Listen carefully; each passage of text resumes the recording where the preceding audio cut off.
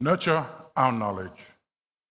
Nurture our knowledge. This is something I'll be saying quite a lot today, because if there's one thing that you should take from today, it is that you, me, we need to prioritize our knowledge. We need to nurture our knowledge. Master navigator Larry Regatal said, "The first, last, and most important lesson of traditional celestial navigation is you must know where your island is. You must know where you came from to know where you are going, how to get where you need to get. Once you lose your island in your mind, your canoe is lost." The ability of a society to secure, sustain, and share its memory, information, data, knowledge, that has a direct impact on that society's ability to travel, that society's ability to progress. Unfortunately for us, in the Pacific, we undermine our knowledge. We trivialize our knowledge. We say, "Hey, don't worry. Just remember it. Just remember it. You don't need to spend money to put systems in place. Just remember it. Okay." The opposite is true. We need a lot of investment. We need to put in a lot of effort. We need layers of systems to begin to start to nurture our knowledge. That's why it's up to you and me, we, us. If we don't make it a priority, it will never become a priority, and the status quo will continue. We cannot wait for our decision makers to pick this up. They've not done so. We can't wait for our consultants and development practitioners to identify this as a problem. They haven't done so. We have to do this. We have to make it a priority. What do I mean by layers of systems? Every Pacific country needs its government to have a robust records management regime in place. Why? Because we need our governments to have evidence of their business. Records management supports all arms of government. Doesn't matter what sector you're in, fisheries, forests, medicine, whatever your sector, you will be making decisions based on the quality of your information. When your information is questionable, the results will be questionable, no matter how good you are and how good your team is. Accurate, authentic, accessible records are the bedrock that enables all arms of government to provide government services. Without that, things are undermined. From that vast pool of information, some of it is permanently valuable. That information must make its way into a repository that's available for all islanders, all Fijians, now and into the future. That permanent information needs to be identified by the archives in collaboration with records managers and agencies. They need to work together to put together policies and management systems to ensure that this all happens in a systematic manner, so that the rights and entitlements of the public are guaranteed, and so that the obligations of the state are upheld, are met. Also at the archives, lots of serious study takes place. Academics, lawyers, various streams of professionals come in to conduct in-depth analysis of that information. People like Derek Scar, Ahmed Ali, Bridge Lau, they've all written important books that have informed the development of Fiji. They all come in and they all produce information products. These information products take the form of books, journal articles, and so on. And they're available for the society in our libraries. Our libraries are safe public spaces where we can all come together and harvest this knowledge, collaborate, use this knowledge to generate new knowledge. That's all available here at the library level. We need all these things in place just to start. Unfortunately, This is the situation in Pacific Island countries.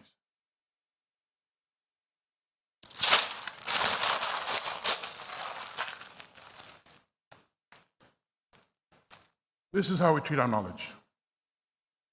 This is how we trivialize it. This is how we minimize our knowledge. Don't worry, just remember. So it's up to us, you, me, we. We need to make it a priority. So there might be some people who say, no, you're joking, Opie. Don't lie. Stop being a crybaby. You're just blowing this up out of proportion. Okay, fine. Let's take a look at some examples. Nauru, at one time per capita, the richest country in the world. They had all sorts of opportunities open to them. Unfortunately, they fell on some hard times. Then in 2009, their government wanted to change things. They wanted to roll out a reform agenda. They wanted to know, where are we? How do we get here? How do we turn things around? They were committed, but they couldn't roll out their reform. They had no records. They had no information. They didn't know where they were. They didn't know how they got there. Their canoe was lost. They say, okay, this is a problem. It's a real problem for us. I'm sure there are others in the Pacific who are going through the same thing. So they asked the Pacific Islands Forum for help.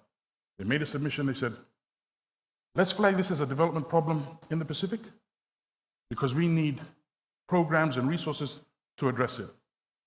The forum declined, saying, it's okay. Don't worry. The systems and processes we have in place, which didn't prevent you from dropping off and falling off, those same systems and processes will adequately address your concerns.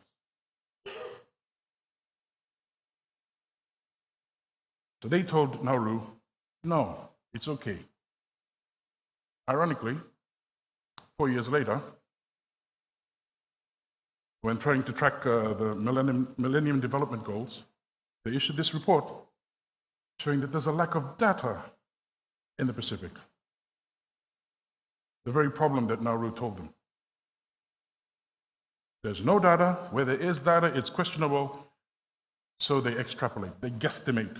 Maybe this is how we're doing in the Pacific with regards to the Millennium Development Goals. So we've spent billions of dollars chasing this. A member country has said, hey, this is a problem. Oh, don't worry. Don't worry. Now we're in this state. So that's the Pacific. Here's another example. Not a Pacific Island country. The Australian Royal Commission into Institutional Response to Abuse found that weak record keeping, weak records management was an enabling factor which enabled abuse to occur. They found that it enabled abuse to occur. They found that it prevented survivors of abuse from proving abuse. And they found that it was difficult to prosecute the people who were culpable. Their reaction to the problem was to acknowledge it. They asked the community, give us your submissions. How can we improve records management to prevent abuse? So we have those two examples. In the Pacific, this is how we do it. Outside of the Pacific, they acknowledge the problem and try and deal with it. So Nauru, as an archivist, I know Nauru's position is correct. Records management across the Pacific is weak. I know because I speak to archivists in all the other Pacific Island countries. Try and do an audit with that. I was at a meeting once, and a Pacific Island Auditor General was asked to make a comment. And the first words out of his mouth were 90%. I thought he was going to say 90% of the records were available, but the critical 10% were not available, so we couldn't do the audit properly. Not what he said. He said 90% of the records unavailable. Astounding? Yes. Rare? Not so much. How are we going to guarantee that pensions are legally tied to the people who earned them? Pensions are a problem in the Pacific. Don't worry. It's okay. I know someone who has your information.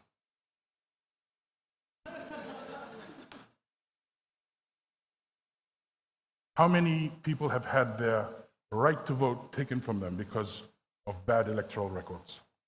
How many people, or how many cases have been thrown out of court because evidence files have gone missing?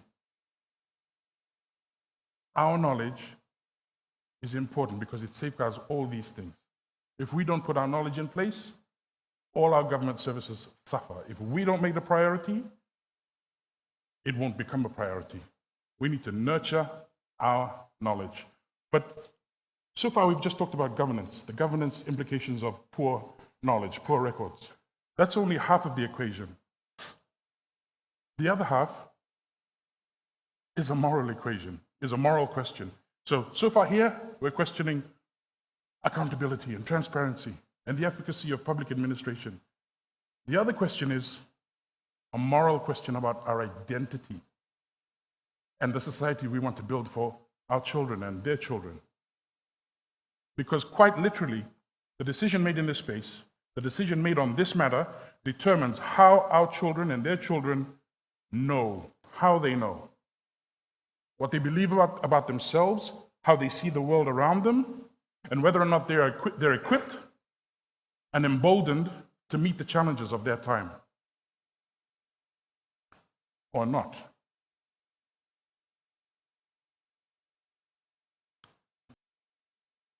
Here's an example with respect to identity. In 2013, we were able to secure about $1 million from government to salvage and digitize Fiji's national audiovisual collection. Footage from the 40s to the 90s, which had not been managed over time. So they began to decay. They were on the cusp of being lost to us when we were able to save them. This has implications for culture because as modernity rolls on, parts of Pacific culture stop being practiced on a day-to-day basis. Once that happens, that particular piece of Pacific culture, the opportunity to revitalize it or to save it depends on our ability to manage the recorded version of that cultural practice. If we stop practicing it, and then we don't look after the recording of it, then we can lose everything regarding it, whatever that it is. So this stuff was saved, then put into a media management system and brought back to Fiji. When that 2,000 hours of audiovisual footage came back home, we were faced with another problem. How do we get it to the people in a way that's not an imposition? Because 2,000 hours, that's a lot of stuff. We can't just dump it on people. So partnerships were made. The Department of Information came to the archives to harvest in a controlled manner portions of these 2,000 hours to then repackage that 2,000 hours into, well, not that 2,000 hours, parts of that 2,000 hours into a back-in-time program. That back-in-time program is now in its third season. This third season will be 40 episodes, the previous 2 seasons, 70 episodes. And it's reacquainting Fijians with themselves, with parts of themselves that they didn't even know existed. It's reacquainting older Fijians with their youth, or with the youth of their parents, and it's opening the eyes of the younger generation that's seeing things they've never seen before. I'm almost 40, and there's stuff on this that I've never seen. It's amazingly powerful. The Tauke ministry, which is the indigenous ministry, they've seen all these things that used to be part of everyday life, which are no longer observed. So they made a list, they came to us, and they harvested the same footage with the express purpose of going back to those originating communities to revitalize this practice there. So that the owners, the generators, the innovators who dreamt those things up, they can have them again. Identity.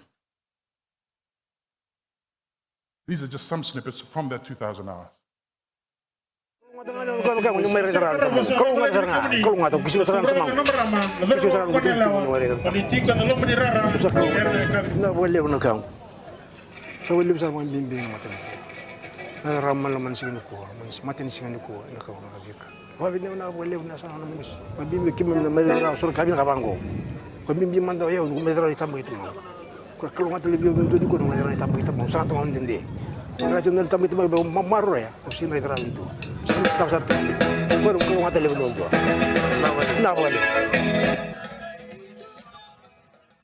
Access to information, our knowledge that we need to nurture.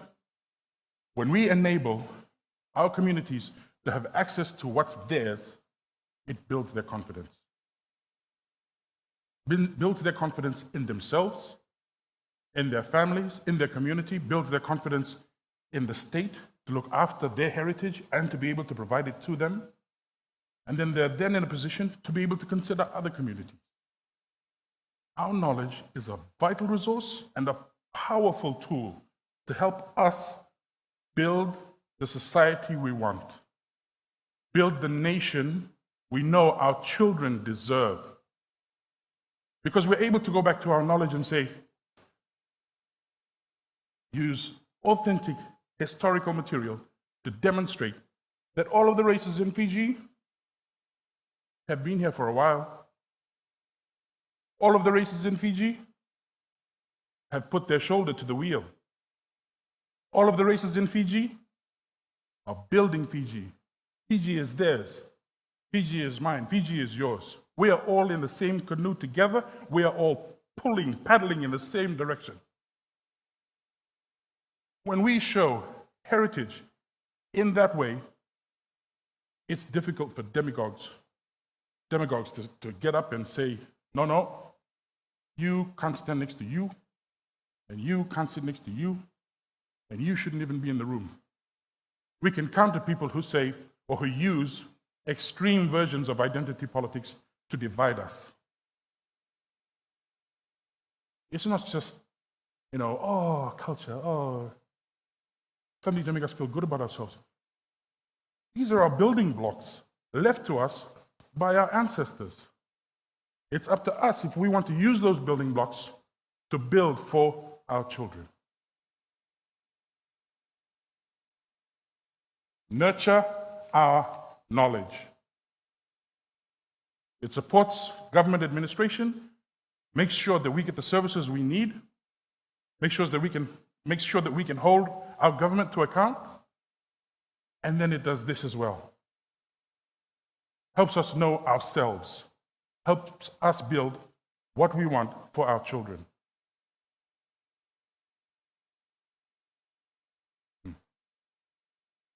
You get the same reaction. When we take out our outreach projects and we go out into the community, it doesn't matter which community it is, this is the reaction. People recognize themselves. People find, in a way, it's a bit sad, because people find validation when they see this external information, because they don't already have it with them. That's the power of our knowledge. We need to nurture our knowledge. It's up to us. We can't wait for the big decision makers to do it. They've had decades to do it. They've not done it. We can't wait for the regional experts to do it. They continue to ignore it. It's up to you and me, us. We have to make this a priority. So what can you do? You can make your knowledge a priority. You can make sure that when you do your work, there are proper systems to capture the information and evidence that you generate, so that that information is ready for someone else. We can ask our schools and our churches and our social clubs and our rugby clubs, please keep accurate records. Don't just keep membership lists or financial accounts. We want photographs. We want little videos that people make on their phones. Gather that stuff up. We're making this stuff already. This stuff is already being created. It's just not being gathered and made safe. Can you imagine if your social club did that? If your rugby club did that? That would be an immense resource for your grandchildren, for their grandchildren. Make this personal. Nurture your knowledge. Also, demand it of your representatives. When they come and they want your vote, you say, yeah, what are you going to do to guarantee that our knowledge is safe? Are you going to make sure that your agency, its records management, is up to scratch? Are you going to pursue evidence-based governance? We need to push our ministries of finance to fund our archives and our libraries. We need to build our knowledge tree. We need to push them. They usually don't like to pay for that sort of thing. They put archives and libraries in a box called culture, even though we operate across the sector, across all sectors, even though we support all sectors. They say, no, you can't be everywhere. You just come here to your little hole, and we put you here, and we don't fund you. Because where's the return on investment? What's the value generation? You just want to look at idiots like that and say, there's a difference between cost and value. It's not the same thing. And then they say, oh, no. They treat culture as a derivative of economics. But the opposite is true. Economies emerge from cultures. You have to have your culture before you can have your economics. You have to know who you are before you sell something. When you sell something, it's to grow and support who you are. Germany doesn't have the biggest economy in the EU by selling French wine or Italian pasta. No. They sell German machinery. They sell German pharmaceuticals. They sell German utensils. They capitalize on their knowledge. I'm not saying we need to be like Germany. No. I'm saying we need to be the best versions of ourselves, because that's what we want for our children. It's up to us. You, me. We need to make this a priority. Now, two things can happen after this event. One, you can treat this as entertainment. Oh, it was great. I had all these passionate speakers in. I really enjoyed my time. And that's the end of it. Or you can take this to heart. You can have in your mind that you need to nurture our knowledge. When you're talking with someone, are you talking about it? When you're doing your work, are you considering? So you have those two options. And if you should find yourself drifting towards the entertainment option, stop, please, and ask yourself this. Do my children deserve this? Do my grandchildren deserve this? Nurture our knowledge. Thank you very much.